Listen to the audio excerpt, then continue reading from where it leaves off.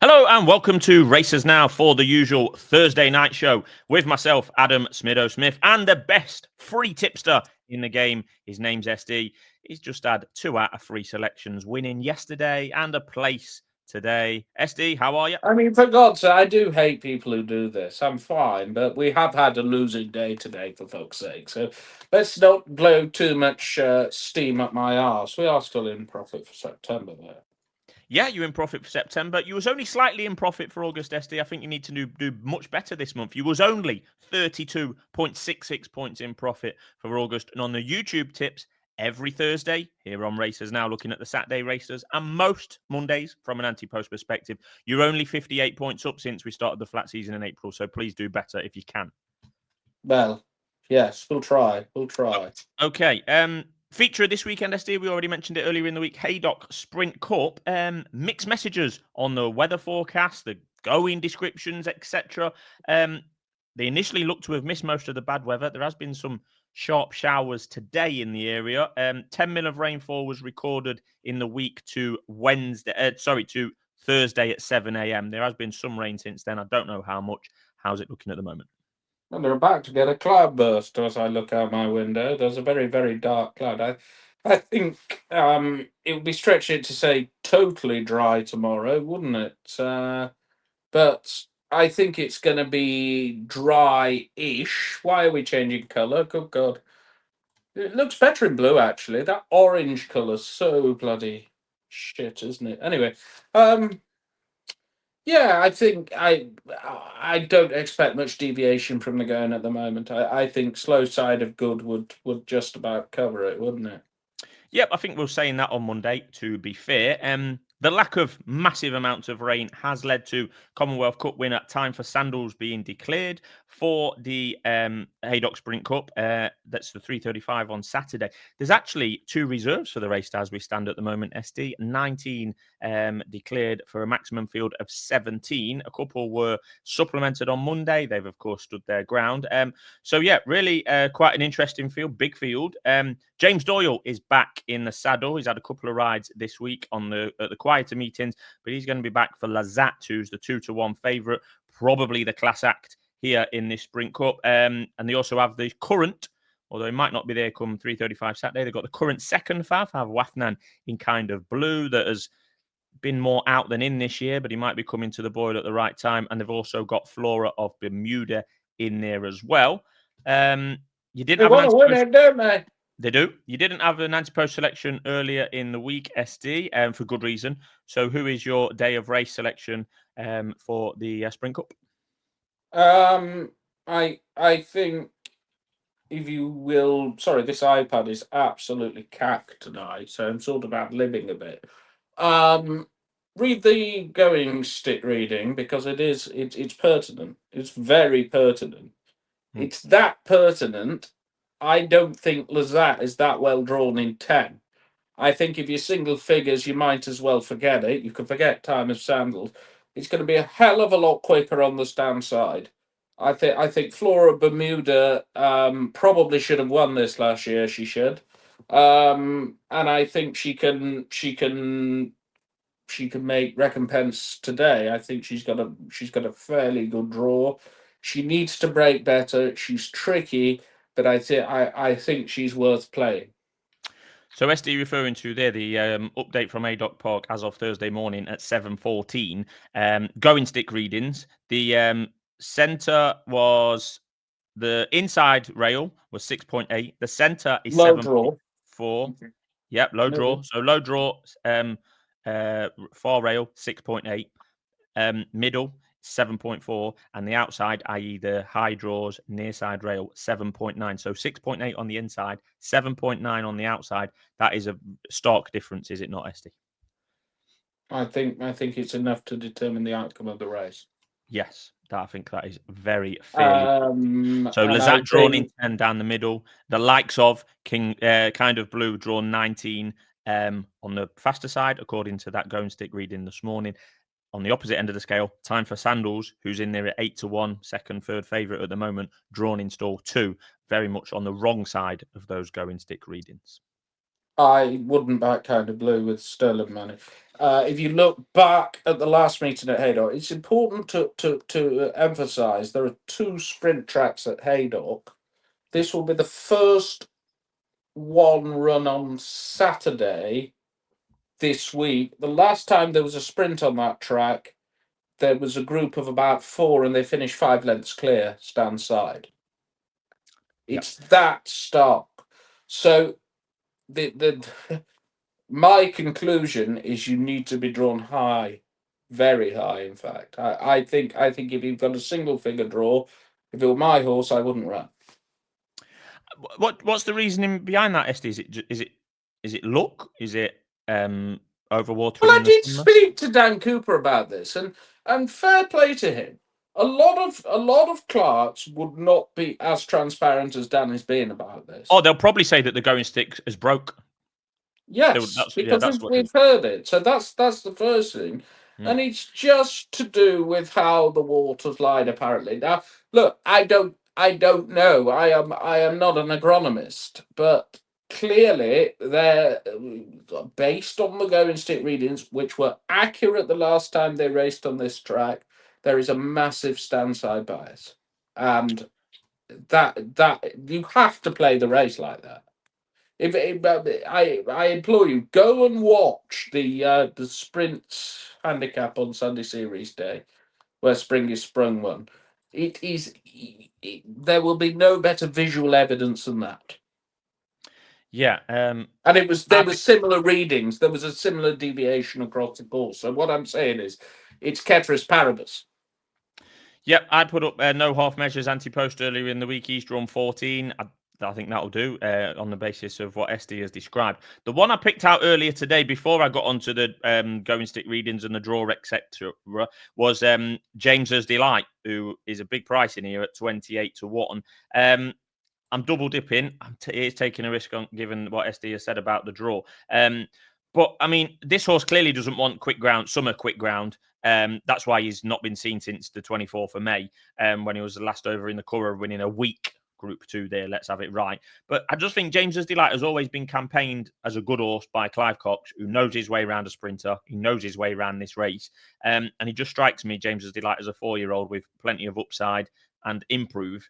And I think I'm hoping that he's developed away from the public eye since we last saw him in May. And I thought it was overpriced, actually. Like I say, I think he's always been campaigned as a good horse. And it is difficult for the younger sprinters sometimes. The ones that aren't necessarily out of the top draw, it is difficult to convert their form from 2- and 3-year-old only racers into older age. Anyway, I'm having a go on him. I don't think he's a hope in hell from that draw. Yes, I think you have gone absolutely mad. Yeah, but it's one of them, SD, where I was already picked him out and committed before I looked fully into the draw with the help of your knowledge. Well, surely, there are factors when you're picking horses, which there are some which can completely change the way you look at the race, and I would say this completely changes the way I look at the race. Look, I might look like an absolute idiot, and it's worth saying the low draws did best in this last year, but the evidence in front of us as the iPad starts to work is that there is a noticeable track bias, and it will take a very good horse to overcome it. Now, it might be, for example, that Lazare has enough in hand to overcome it, but it's a significant barrier. Certainly, if you're backing a horse at 2 to 1 in a, what will it be? Will there be 16 runners by the 17 runners by the time we get there? So I thought it was the angle to play the race on. Yeah, that's completely fair enough. What's your double dip then, SD, in the Sprint Cup? Well, I couldn't quite figure out why my mate Alfie out of trap 17 was double carpet and Kind of Blue. And I'm not saying Kind of Blue can't win, by the way, because it's out of trap 19 and it's slowly running into form. But my mate Alfie did, of course, beat Kind of Blue last time. They're drawn similar. One's 15 to 2, one's 33 to 1. I thought that was interesting. You know, the last time that my selection won, James was like the last time he ran, my mate Alfie was 1.5 lengths behind him off levels. I think a lot of water has passed under the bridge in those preceding 105 days. Well, there's no water passed under James's Delight Bridge because he hasn't ran since then, but maybe that's a factor. Well, yes, and he's drawn in the woods. Yes, he is, unfortunately. Right, we're going Sandy Lane. We're going back now to the Superior Mile, another race that we touched on earlier in the week. And this is going to be a theme of the rest of the video where our anti-pro selections, chiefly from SD, have looked to have performed pretty well so far in the markets. They just need to now perform well on the track. Yes, Superior Mile earlier in the week. I think Oprabello was about 6-4, probably even shorter. Favourite has not been declared, so it leaves it pretty open. 10 runners, decent field, and SD is on Prague at 16-1, and it's now as low as 6-1. Talk to me about this race, SD. I think it's the right price. I think it's actually turned out in not the sort of. It's barely Group 3 Well, it is Group 3 standard, but there's a lot of in buts and maybes about them. Look, if I was playing the race now, I'd probably back Sui Francais, but it's not great value, is it? So I'm just sort of saying I'm going to sit back and consolidate my position and say no bet from me. If you're on at 16-1 anti-post, fine. Couple of things from me. I think Ice Max should be favourite. It is rather open. It's 7-2 Make Me King at the moment, 4-1 Ice Max. I would have Ice Max as outright favourite. I think he has been wanting or needs softer ground conditions. He's going to get that this week. I think you're overplaying this. It's going to ride on the slow side of good. I think that's fine. Not going to be. It's not going to be a slop fest like we saw at Goodwood, and it is just worth pointing out to all these race courses where they've doused the water on all summer, not forgetting that the BHA directive is good to firm ground rather than good ground. They are really seeing the chickens come home to roost now. Salisbury was abandoned the other day, and to be honest with you, Goodwood was run in absolute quagmire-like conditions, and it is reasonable to say, had they irrigated a little bit less, they may well have been in a different position. I agree with that, ST. No, I'm not saying it's soft this weekend, but it's definitely softer for Ice Max than the good to firm that he encountered at Goodwood last time he was there. I thought there was an interesting angle into this race. There's three 3-year-olds running in here, and I think that might be the angle. Like SD said, it's barely Group 3 standard on those that are on the older horses. Ice Max, Make Me King, even Prague to an extent. Snowmaster is in there for Tom Dascombe, unbeaten in 2. First time out of a novice company, straight in. I mean, didn't make his debut. Made his belated seasonal reappearance only a couple of weeks ago. But this is his first time out of novice company, pitched in at Group 3 here. Excellent Believe, looked useful when winning at Haydock last month. I'm sure SD might comment on that. That's for Jack Channon. That's a 3-year-old in here as well. But I thought the most interesting one, and the biggest price of the 3-year-olds, this Zeus Olympios. I thought this was quite interesting. William Buick's picking up a ride for Carl Burke in those yellow colours. The yellow colours of what's the owner called, SD? I always forget. I don't know. He postponed. Yeah, they've got Ice Max in here. Mohammed Obeid, that's it. They've got Ice Max in here. That's obviously looks like the first choice, Clifford Lee. And then William Buick's picked up on this Zeus Olympus. Again, he's only had 2 starts. Didn't debut until January this year. Then had loads of time off. Returned at Thirsk in August in a novice race, early August. Won that as easy as you like, head in chest type thing. Bang odds on. Could be anything. Could be last, could be first. But at 16-1, I thought he was worth a chance. I just thought it was really interesting that he's even running in this race, to be honest with you. Well, they've taken a flyer with a few of them, haven't we? It is worth pointing out. Balmacara is down to run tomorrow at Ascot. And perhaps more pertinently, and this is great for our anti-post bet, the current favourite Make Me King is down to run at Bourbon. On Sunday, is that, yeah? Yeah, I don't think he'll be doing both of them. No. What they're doing with that, I don't know, but it's just interesting. Run them elsewhere. If you're watching Hamad Al-Jahani, run him in Germany. It's great for our anti-post position. Yeah, good position in Ahmad Prague. Al-Jamani, a great fan of the show. SD did put up it as a 1 point each way selection, which is rare from SD that to go 1 point each way. Fair play. On to the 150 then, SD. This is the Ascendant Stakes listed again over a mile, but this is for the 2-year-olds. Interesting here, Publish, who was a non-runner for the Solot when I think odds on or very short to win the Solario last week in the Sandown Slog, is now been declared to come to here at Haydock. You're a big fan of Publish SD. Would you go as far to back him at 6-4? He's got 7 rivals. A couple of them are unbeaten.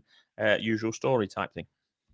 No, I wouldn't. But as I'm reviewing the prices, I'm just seeing if the Racing Post is correct. I think Publish will probably win, but I certainly wouldn't be having this Bourbon Blues as the rag by any stretch of the imagination. He was third last time at Deauville. He's got a bit of fair form in the book. Certainly form that would be, I would say, ahead of the likes of Shea. All of these could improve. Tailgunner Joe, Glacius, etc., etc. What price is Bourbon Blues? It's 33-1 available, SD. I think we'll have a 0.375 points each way on Bourbon Blues. I made him about a 12 or a 14 shot. So I did come to the conclusion Publish will probably win, but I think double carpet. Brian Means a bit of a bugger in these sorts of races for them running well at big prices as well. It's a reasonable race. I'm surprised. I'm surprised Publish is running. I automatically thought, and they did say they'd run here. I thought they might go the Champagne, but well done, Johnny G. Give the people of the Northwest what they want. Johnny G, who's been throwing some words towards Aidan O'Brien back and forth. All good fun. But yeah, he doesn't want to go to the Irish champion with Ombudsman against Where's Fading? It's the like real, where's the real, Ronnie? the real Slim. The real Where Slim. is he? Nobody's seen him. He's turned into Anne Frank. Yeah. Have you seen Fading? Anyone seen Fading? I've not seen the real Slim for a little bit. I think we'll move on, actually, Esty. Right, on to the 225. This is a 3-year-old handicap over 1 mile, 6 furlongs. Definitely not my kind of party, but I'm sure SD will have something to say about it. Valiancy is your favourite and interesting, and I've got this third hand, SD, before you pull me up. Interesting, I thought, with cheek pieces on. First time, Safi doing the riding. We need something to concentrate him. I mean, I'll be honest with you, this horse has looked like an absolute boat.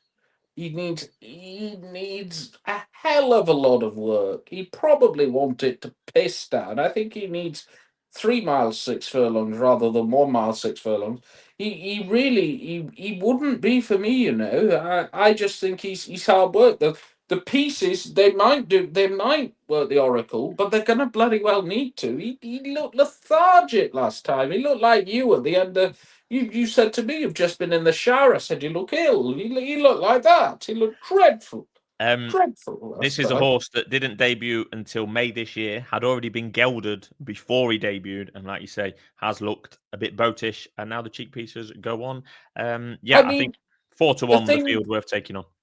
The thing going for him is he couldn't be in a better yard for this sort of race, could he?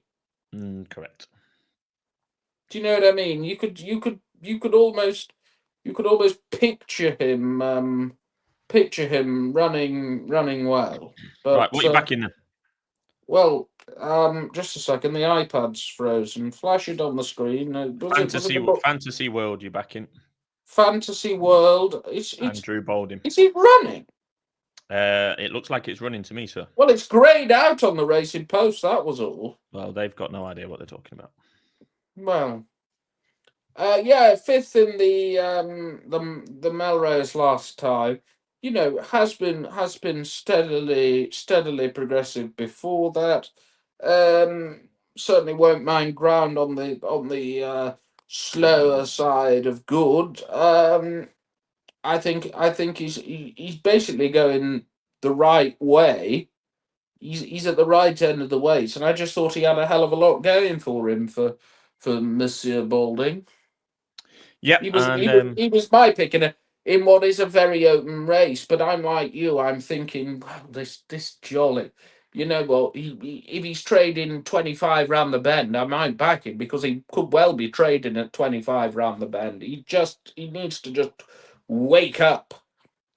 yep, and the 3 o'clock on Saturday, big handicap at Haydock is the Old Borough Cup. Full maximum field of 17. Again, like the race previous to this, 1 mile, 6 furlongs.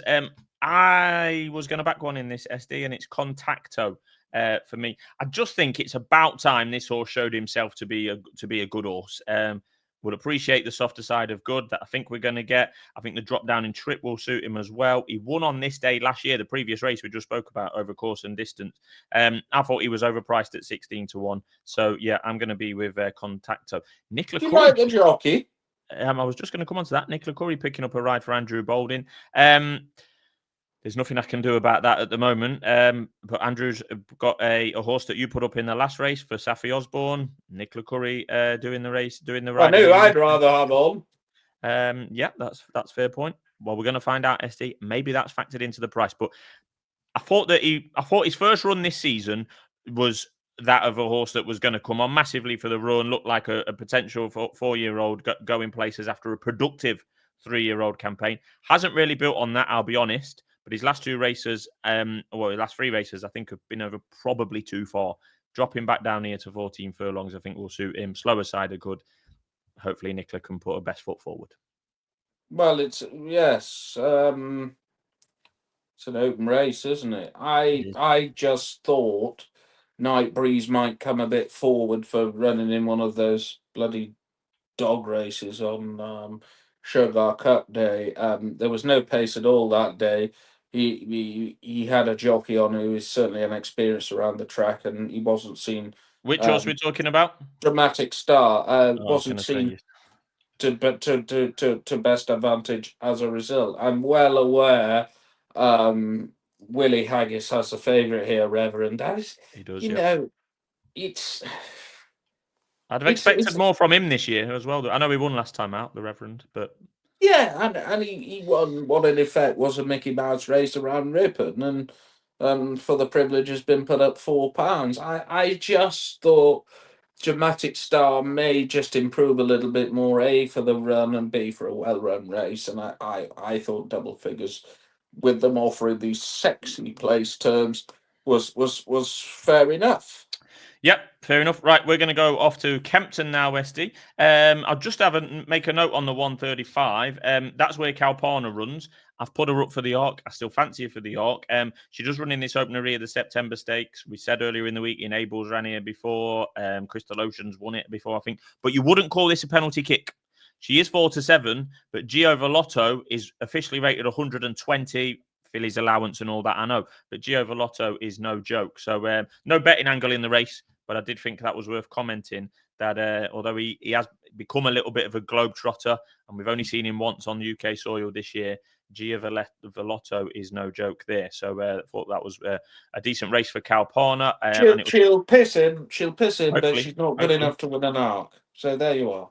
Okay, fair enough. Well, I think she could well be. So the betting race at Kempton is the 205 London Mile Handicap. Now, there's not going to be any fresh bets here, but we must say that we are in a pretty decent position anti-post. I don't think this has ever happened, really, where we put up 2 separate horses anti-post in the same race, and they're both looking so good at this stage. They just need to go and deliver on the day. Again, maximum field of 14 for this 80 grand London Series Handicap Mile Final, whatever it's called. SD put up Local Hero on Monday, half a point each way, 20-1. That is best price. 8-1 now. I put up Sky Safari 8-1 on Monday, half a point each way. That's 4-1. I think we've got the market tied up. Hopefully, people followed, and hopefully they finish first and second. Yes, in the correct order. Yes, in my order. Yes, that would be lovely. But They're yeah, rarity. pretty wide open. Pretty wide open there. Nothing more to add. Now we've got an 80 grand mile handicap at Kempton. So why not have an 80 grand 7 furlong handicap at Ascot on the same day, which is just 19 miles away? So we head over. I think you're being harsh. It's to be fair, it's the London Mile Series final, and they've got capacity in both. You clearly don't understand the conditions of the races. They have, but they have got 14 at Kempton maximum, 20 here at Ascot So maximum. they've 7 got capacity, so it's fine. But yeah, there's an 8 furlong 80 grand handicap at 205, and then there's a 7 furlong 80 grand handicap at 240, and those Listen courses to are me. One's 19 run miles round a away. bend on Yep, sand, and yep. one's on a straight course on And it's soft not ground. sand, 19 miles away. Anyway, SD, plenty of familiar names in this 240. All the usual suspects. Arcadian Thunder threatens to be a good horse, but doesn't do much winning this year on his last 3 starts. I put in up at least one of them. Ledman, Great Acclaim, Telemark, Darkness still going at the age of 7. There's quite a few in here that we've seen before. Kings Lynn at 8 years old, still going as well. SD put up Queen's last group winner. There you go. There's your pub quiz trivia. no longer owned by the Queen. Was that a Doncaster SD? Is that right? No, it's a Haydock. Was it Haydock? Fair enough. Tarkhan SD put up earlier in the week at 20-1. Not quite as good as the other anti-post, but we can't have them all our way. It is running 20-1 advice, 16-1 now. Anything to add? I think Tarkhan's a chance. I like they put the pieces on. I'm not too sure about the jockey.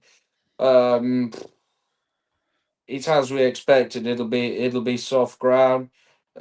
I don't know. I think it's it's just one of these typical races. I wouldn't mind backing Tarkhan at 16. To be honest, I think that's perfectly fair. But you know we're not in a bad position, so we'll just wait. I thought. But there may be other avenues at Ascot to pursue. Ross Collin in there, who SD put up to win the Golden Mile at a whopping price. Nostrum, formerly with Judmont. Yeah. You mention him every time he bloody I do. runs. I do, because I think he's worth mentioning. As a 2 and 3 year early days of his 3-year-old campaign, he was much talked of. Right, this is the part of the show where SD tells us where his bookmaker friends are this week. I Starting with put one up, you fool. in what? Oh, in the 315 at Ascot, yeah. I've got getting ahead of myself there, sir. I do apologise. There's a 1 mile 4 furlong Silent Pool Gin handicap, heritage handicap at Ascot on Saturday. Who are you backing?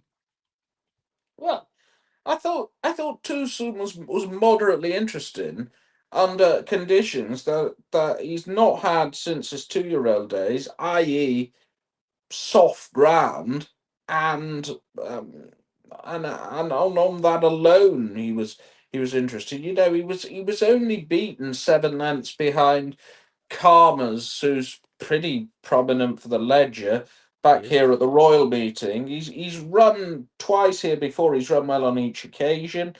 I thought the blinkers were interesting. I just the mark is coming down. He's down to 95. He was 101 in his pomp. I think with 7 runners, three each way is fair.